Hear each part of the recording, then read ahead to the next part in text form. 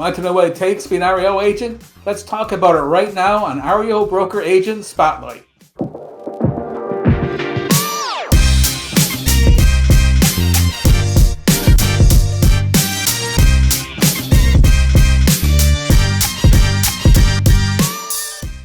Welcome to REOBroker.com Agent Spotlight. My name is Mike Sanborn, Executive Director of REOBroker.com.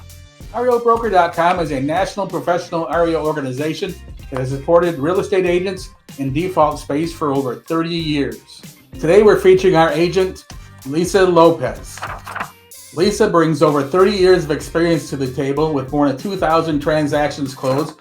She holds an MBA with concentration in marketing and is a graduate of the Goldman Sachs 10,000 Small Business Program. As a consistent top producer of multi-dollar and platinum sales clubs awards. Lisa started her own company, Home Alliance Realty in New Jersey. Her firm specializes in residential sales and REO management, investment properties, and property management, serving her community across New Jersey with integrity and expertise. Lisa, we're honored to have you here and welcome to our show. Thank you, Mike, for having me. I really appreciate it. Hi, Lisa. We're glad you're here. We're glad you're part of our REO Broker family. How long have you been a member of REO Broker, and why did you join our organization? Oh gosh, I've been a member for at least 10 years. And the reason I joined was because I felt a camaraderie with the other agents that I met at one of the conferences, and everyone is just so kind and helpful with each other. It has really helped me in my REO space in developing more contacts and also training, education, helping each other when you're stuck on a form or anything like that. So it's been really a great opportunity for me. We do appreciate those kind words, and it seems that, yes, we all seem to flock together in the REO world. Can you share what inspired you to pursue a career in the real estate initially? Yes, I wasn't set out to be a licensee. I wanted to be in the pharmacy world, but my life took a turn and I ended up being a single mom. And I took found an ad for a real estate secretary. I wasn't their first hire, but they did ultimately end up hiring me. And after about a year there, I realized that I could do what these other agents are doing around me, make these calls and talk to people. And, I just like talking to people. So I asked my manager, can I go for my real estate license? And he talked to the owner. The owner wasn't convinced. So the manager put the money up and sent me. And so I originally started in their property management department. During that time, an investor came in who had rental properties and he wanted to buy a project. And so I went on the hunt and found this defunct bank-owned townhouse project. And there was no agent involved. They had their own sign up. And so I worked directly with the bank. And I really enjoyed having that, matter of fact, here's the rules, here's what we need. It was sort of black and white. So that's how I ended up, my first step into the REO space anyway. That's great. It sounds like your manager knew talent when he seen it, and we're glad that he put you forward on it. Yes. Can you kind of describe your current role and responsibilities and what takes most of your time at your company? Sure. So I am the broker owner here. I started my company. I worked for a franchise before this, and I felt that the franchise was not really supporting me in terms of, the business I was bringing to the table was REO work. And I've been in this town my entire life, so I have a lot of contacts here. So I didn't think I needed that franchise name and to pay for that franchise name. So I started my own company. My duties involve, obviously running the company, managing my agents, but the REO space is sort of my baby, the thing that I do. So I'm not in competition with my agents. So I do have a fantastic support staff. And I would say managing my clientele is the thing that takes up most of my time. That's great information there, Lisa. Can you tell us currently about your market area, your locations, how you've seen the real estate maybe evolve over the last 30 years, and what trends seem to be shaping in your current market? We'd like to know. So when I started in real estate 31 years ago, we were in a recession, and waterfront homes here were selling for like $50,000 each, to about $175,000. So what's happened over time is those values have creeped up, right? We've come out of recession, and we've had a lot of growth in the area, especially since Hurricane Sandy in 2012. I live at the shoreline. We have a barrier island across the bridge. So I have sort of a unique location in that we have high-end resort, we have high-end waterfront, but then we have the mainland, the general mainland area with year-round occupancy. I'm centrally located. I'm 40 minutes to Atlantic City, an hour and a half to Philly, and about 2 hours to New York City. And we get a lot of people moving from the cities out to the shoreline for better quality of life, if you will. One of the things we're seeing a lot of here is more restrictive building and construction in the area because of the hurricane. And we're kind of running out of land space that people can build on. The state is starting to grab up some of that land to retain open green space. Pricing here has really escalated since COVID. And I don't see that flattening anytime soon, just because we still have a lack of inventory in the area. Okay. That's good to know. I mean, every market seems to be different, and you seem to know your market very, very well.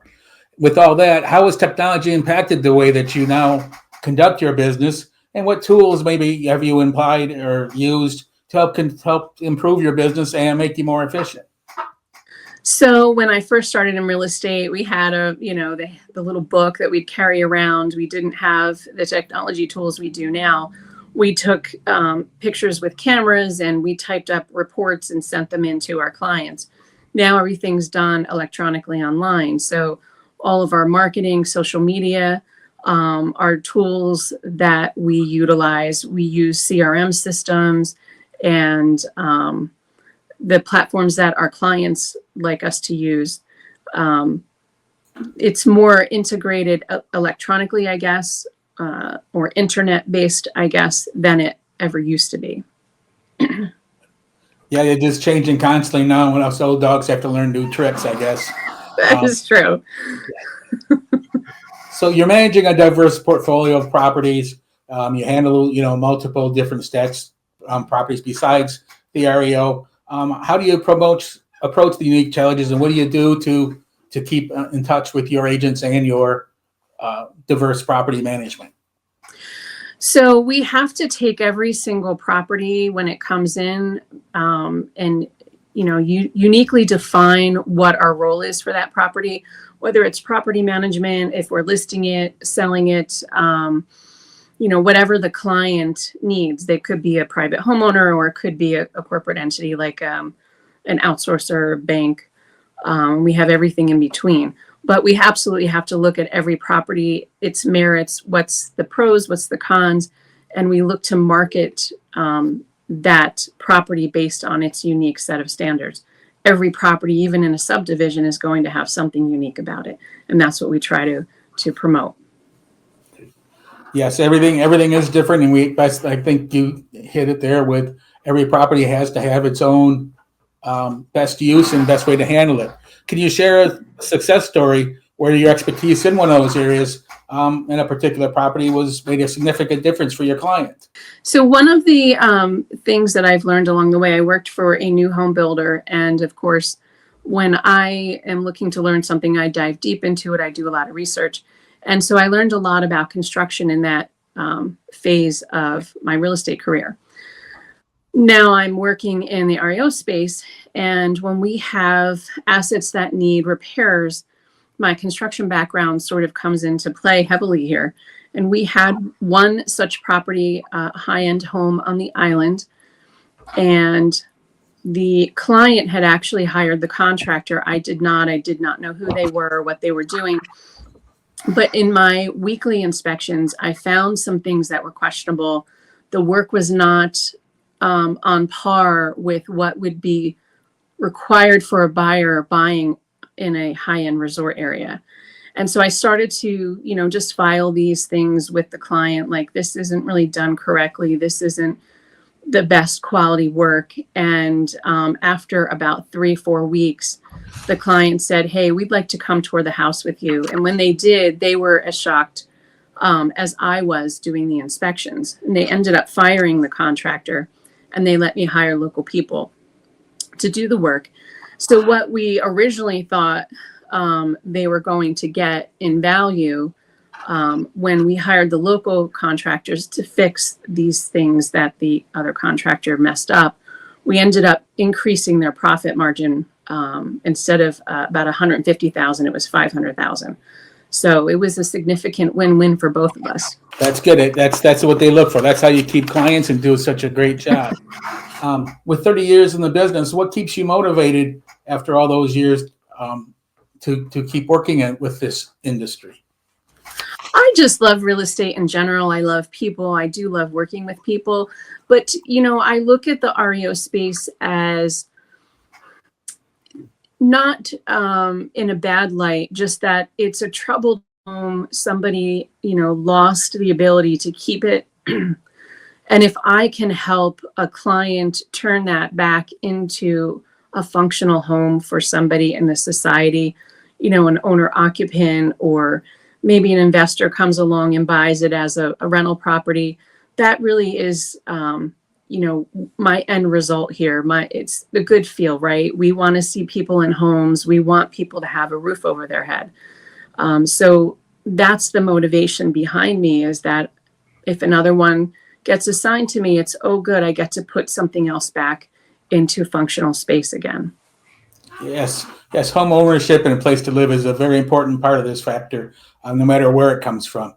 So how has your REOBroker.com benefited your business? And can you provide some examples?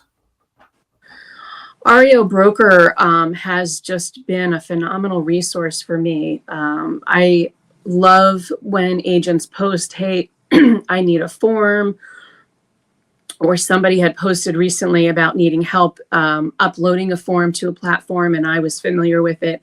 It's a community in itself where you can give and take, right? So if I'm having a problem, the last thing you want to do is start questioning your client because they have all these other things they have to do. They don't have time to hold your hand and train you.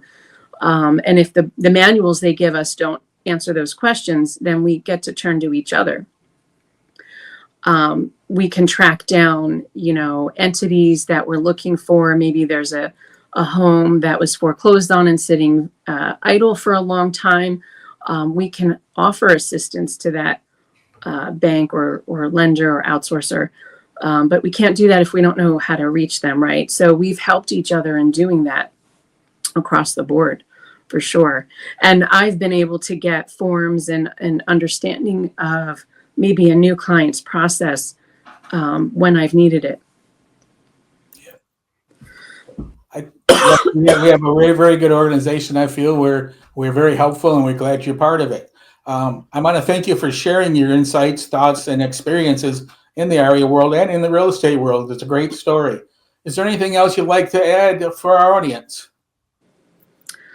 Just that if you're considering getting into the REO space, it is really a rewarding. It's challenging at times, but it is very rewarding to be able to help people, on both sides of the coin, from eviction to helping your client move a property along and get it back into active inventory again. That's good. Well, thank you for coming on. And I want to ask, how can people reach you for your assistance, whether it's an asset manager, a buyer, a regular retail seller? We'd like your information so they can reach you for your expertise in this field. Oh, absolutely. They can reach me on my cell phone or my email, 609-384-5109, or my email at lglopez@homealliancerealty.com.